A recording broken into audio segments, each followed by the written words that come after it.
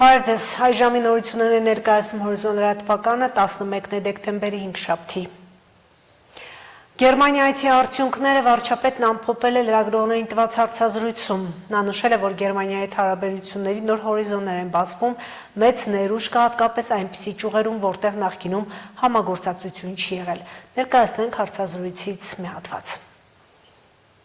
Իհարկե բնականաբար քննարկել ենք Թրիպուղի նախագծի հետ կապված հարցերը, խաղաղության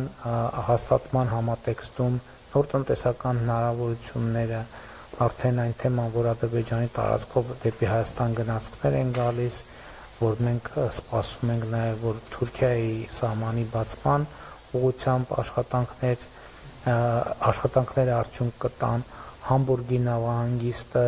ներգրավվում է եւ հետաքրքրված է Գյումրիում 4 նավահանգիստ ստեղծելու նախագծի հարցում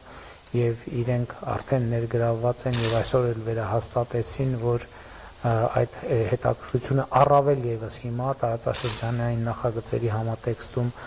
ավելի է ակտիվացել եւ այդպես շարունակ։ Երբ է Հայաստանը ի վերջո պատրաստվում դուրս գալ Եվրասիական տնտեսական միությունից եւ Եվրամիության հետ ասոցիացման համաձայնագրի վավերացման ինչպիսի այսպես գործընթաց կարող ենք առաջիկայում տեսնել եւ ընդհանրապես Հայաստանը երբ է պատրաստվում Եվրամիության անդամակցության պաշտոնական դիմում ներկայացնել։ Եվրասիական տնտեսական միությունից դուրս գալը ինքը նպատակ չի, բայց մյուս կողմից Եվրամիության անդամ դառնալը նպատակ է։ Մենք հասկանում ենք, որ Եվրամիության եւ Եվրասիական տնտեսական միության միաժամանակյա անդամակցությունը հնարավոր չի։ Եվ մենք հասկանում ենք, որ կա ինչ-որ մի կետ, որ պետքա որոշում կայացնել։ Բայց այսօր այդ կետը չի։ Այսինքն այսօր նման որոշում կայացնելու անհրաժեշտություն չկա։ Այսինքն դա ճաշակային որոշում է, եթե չկա այսօր այդ որոշումը կայացնելու անհրաժեշտություն, ինչի համար կայացնենք այդ որոշումը։ Այսինքն երբ որ կգա այդ որոշումը կդառնա, որ եկել ենք հասել ենք այդ կետին եւ պետք է որոշում կայացնենք, այդ ժամանակ կկայացնենք որոշումը։ Ադրբեջանի դեսպանը ձեզ հարց ուղղեց, թե երբ է Հայաստանը փոխելու սահմանադրությունը, դա անվանելով վերջին խոչընդոտը խաղաղության կնքման ճանապարհին։ Ուզում եմ հարցնել մեզ համար Ադրբեջանի կողմից կա խոչընդոտ խաղաղության պայմանագիրը ստորագրելու այսօրվա դրությամբ, եթե հենց Ադրբեջանը դադարի պայմաններ առաջ քաշել։ Մենք պայման չունենք խաղաղության համաձայնագիրը ստորագրելը, Ադրբեջանը այդքան էլ պարզ չի, պայման ունի, պայման չունի եւ այլն, որովհետեւ այդ թեմաները իրենք առաջ են քաշում եւ մենք այդ թեմաների հետ առնչվում եւ առերեսվում ենք։ Ուզում եմ հասկանամ, Ադրբեջանը ուզում է, որ մեր սահմանադրության մեջ տարածքային պահանջներ լինեն, թե իրոք անկեղծորեն մտածում է, որ մեր սահմանադրության մեջ տարածքային պահանջներ կան։ Եթե անկեղծորեն մտածում է, որ խնդրեմ կա այդտեղ, այդ խնդրեմը լուծելու ամենակարճ ձևը խաղաղության համաձայնագիրը ստորագրելն է։ Ինչու՞։ Որտեւ երբ որ խաղաղության համաձայնագիրը ստորագրվի, մենք մեր օրենսդրությանը համապատասխան պարտավոր ենք, ստիպված ենք, չենք կարող չուղարկել սահմանադրական դատարան, որպեսզի սահմանադրական դատարանը ստուգի այդ համաձայնագրի համապատասխանությունը Հայաստանի Հանրապետության սահմանադրությունը։ Բայց այսօր ես չունեմ լեգիտիմություն Հայաստանի ժողովրդին ասել, գիտեք ինչ, եկեք սահմանադրությունը փոխենք։ Ինչու՞։ Որտեղ Հայաստանի ժողովուրդը ինձ կասի, որ 2024 թվականի սեպտեմբերին մեր սահմանադրական դատարանը որոշում է կայացրել, որ Ալմատի հռչակագիրը, որը հիշատակված է իդեպ խաղաղության համաձայնագրի նախաբանում, համապատասխանում է մեր սահմանադրությանը։ Հետևաբար ինչի փոխենք մեր սահմանադրությունը։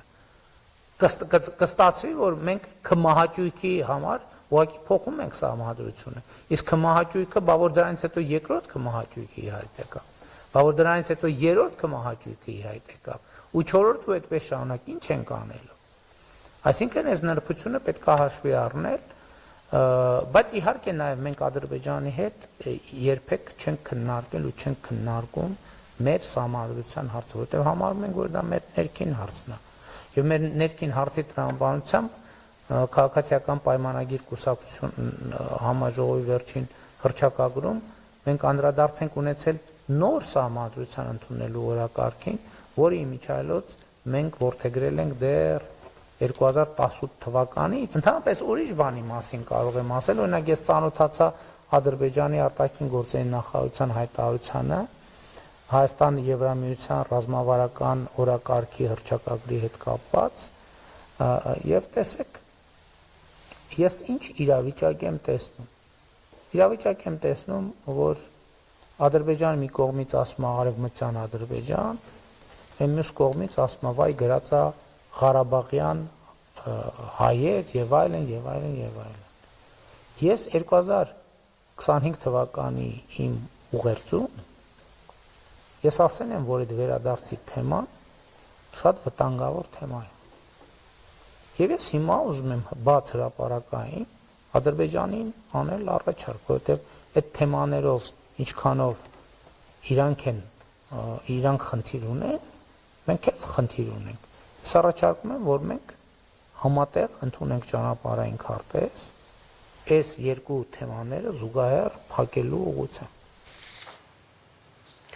Մոսկվայի Դոմոդեդովը, Շերեմետիևը, Վնուկովո եւ Ժուկովսկի օդանավակայաններն անօդաչու թռչող սարքերի պատճառով 7 ժամ դադարեցրել են թռիչքները, չեղարկվել, հետաձգվել եւ այլ օդանավակայաններ ուղարկվել մոտ 200 չվերթ։ Ռուսական ՀՕՊ ուժերը դեկտեմբերի 10-ի երեկոյան խոցել են դեպի Մոսկվա թռչող 32 անօդաչու թռչող սարք, հայտնել է քաղաքապետ Սոբյանինը։ Նա հարձակումների դեպքերի մասին մանրամասներ չի ներկայացնելով հայտարարել է միայն, որ մեկորների անկման վայրում աշխատում են արտակարգ ծառայությունների մասնագետները։ Ռուսաստանի Դաշնության պաշտպանության նախարարությունը հայտարարել է, որ դեկտեմբերի 11-ի գիշերը Ռուսաստանի երկնքում խոցվել է 287 ուկրաինական անօդաչու թռչող սարք։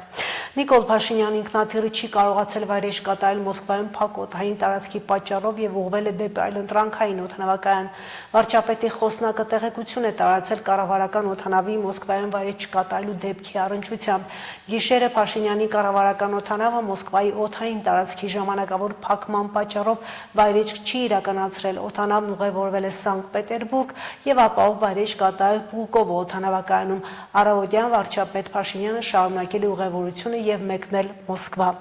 Փաշինյանը ժամանել է Ռուսաստանի Դաշնության կառավարական տուն, մասնակցելու Եվրասիական միջկառավարական խորհրդի հերթական նիստին։ Ռուսաստանի Դաշնություն այցի շրջանակներում վարչապետը կմասնակցի նաև գիտության ու տեխնոլոգիաների ոլորտում համագործակցության միջազգային կոնֆերանսին։ Սևանա լճի ափամերձ տարածքներում օրենքի խախտման պոտարված գույքերը կվերադարձվեն պետությանը։ Կառավարության մեկ այլ որոշմամբ ներքին գործերի նախարարությունը կստեղծի օպերատիվ կառավարման գրասենյակ։ Կառավարության նիստում ընդունված այս եւ մյուս որոշումների մասին ռեպորտաժում։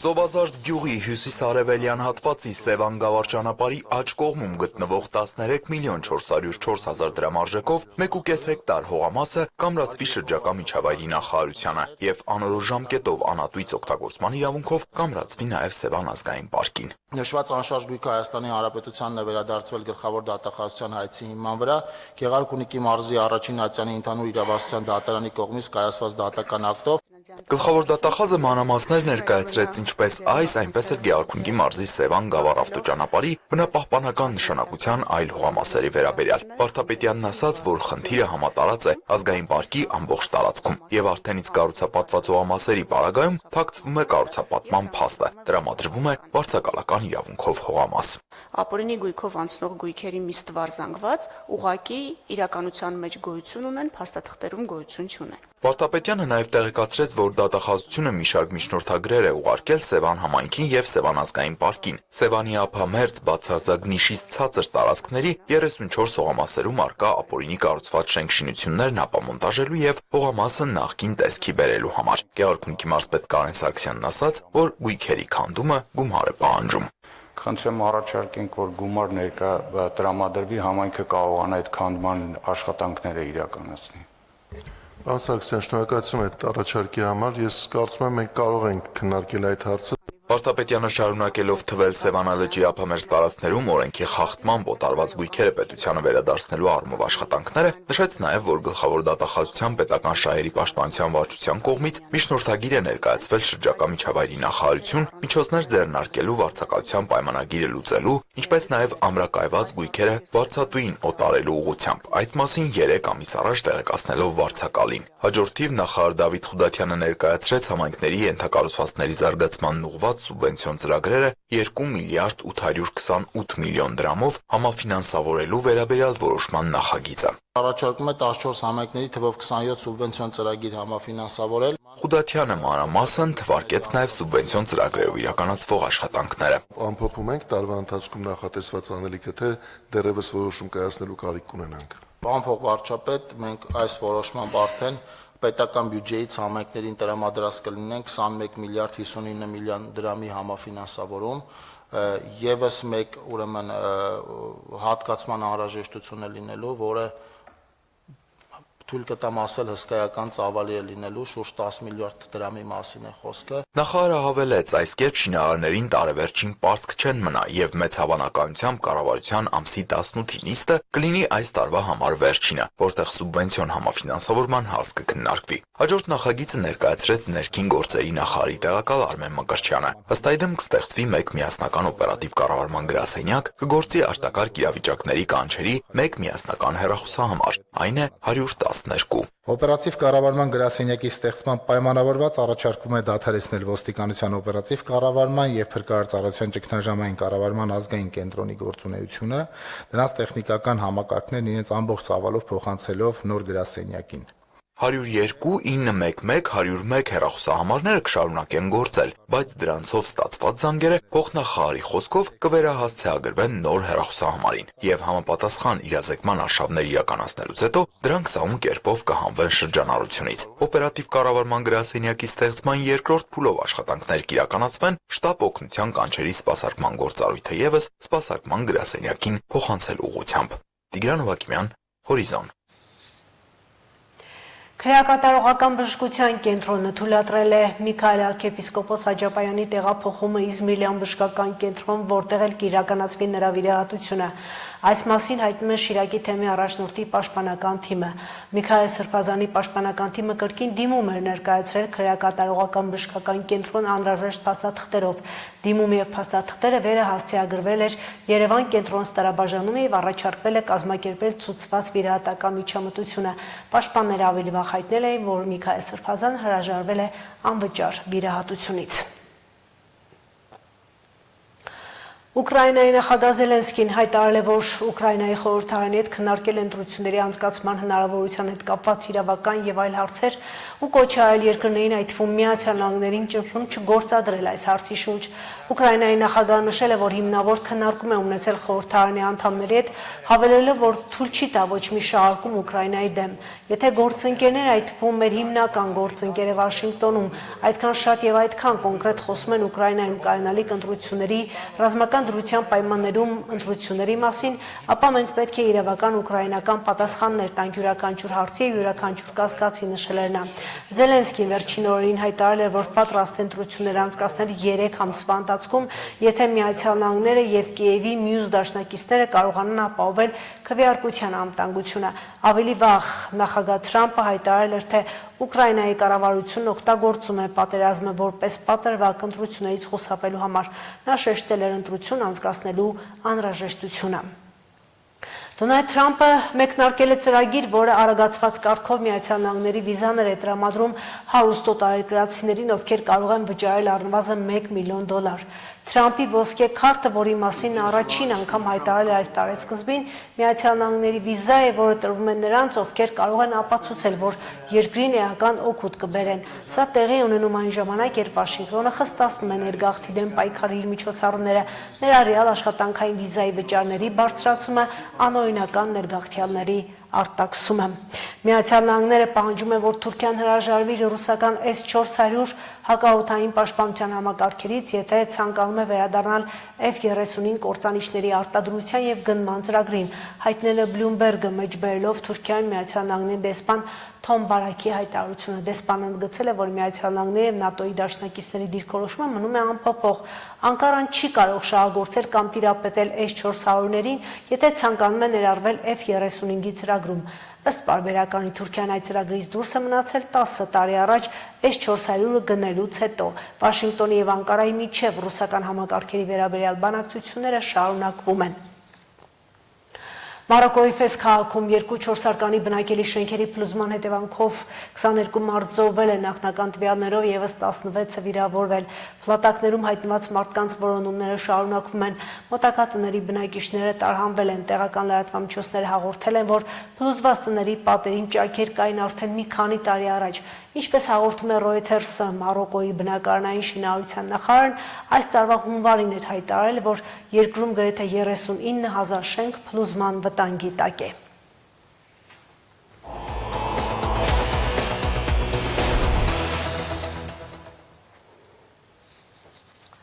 Սեզոնային վիրուսներն ակտիվ շրջանում են, տարածման համար նպաստավոր պայմանները կան, բացի դրանից գրիպի H3N2 ագրեսիվ ենթատեսակն է շրջանառվում, միաժամանակ այլ տիպի վիրուսներն են ակտիվացել։ Նախադպրոցական եւ դպրոցական հաստատություններն անցել են համաճարակային ֆիլտր օպերացիային, բայց հիվանդատության դեպքերի սահմանաչափի գերազանցումներ Շիրակի մարզին չկան, ըստ այդմ դրոցները չեն անցնում հեռավար ուսուցման, իսկ Գյումրի բժշկական կենտրոնի բաժանմունքներում ազատ մահճակալներ չկան։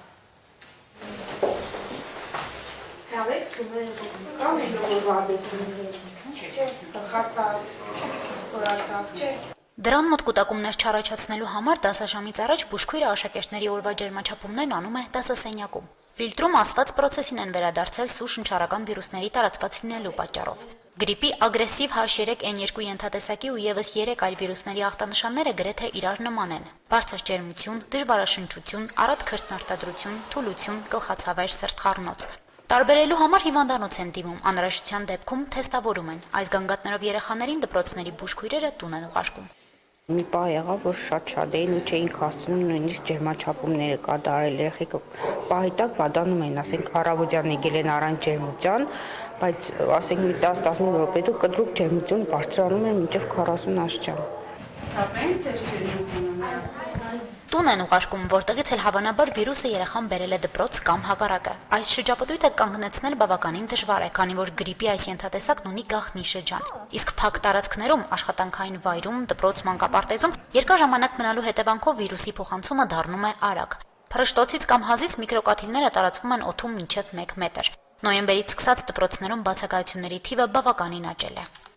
Երեք ավելի շատ են եղել։ Ունեցել ենք հիվանդացիներ, բուլետին են բացել, անաշխատունակության թեստիկով են ներկայացել, չեն եկել դպրոց, ելի իրանց աշխատանքը կատարել են հեռավար։ Փառք Աստծո, միջև այսօր չենք ունեցել այդ բացակայությունների շատ քանակ, որ անհանգստացնի, որ հիվանդին չնայած յուրաքանչյուր առավոտ բացակայությունները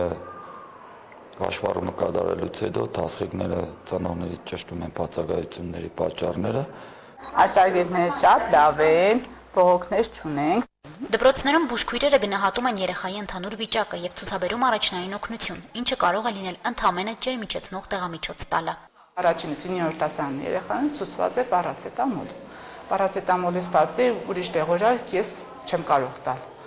Գյումրի բժշկական կենտրոնի թերապևտիկ եւ մանկաբուժական բաժանմունքների հիվանդասենյակներում ազատ մահճակալներ չկան։ Այս վիճակն է նոյեմբերի կեսերից սկսած։ Երկու բաժանմունքներում ստացիոնար բուժում են ստանում շնչառական վիրուսների, գրիպի ծանր ընթացքով երեխաներ եւ մեծահասակներ։ Կենտրոնի բուժանձնակազմը աշխատում է խիստ գրաֆիկով։ Վերջին շաբաթներին դիմելույությունն ավելի է աճել։ Հիվանդասենյակներում տեղ չլինելու պատճառով թեթև ընթացքով հիվանդներին փորձում են արագ դուրս գրել։